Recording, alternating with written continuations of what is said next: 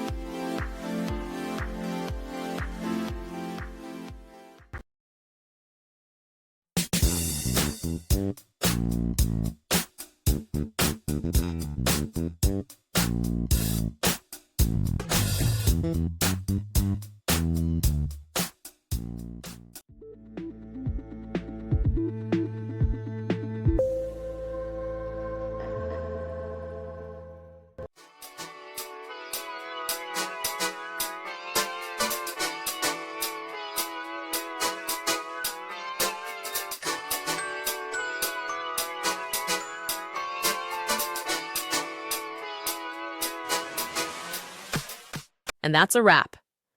I hope you found the answer you were looking for. If you did, take a second to hit that subscribe button. It really helps out. And let me know in the comments which solution worked best for you. See you next time in the debug zone.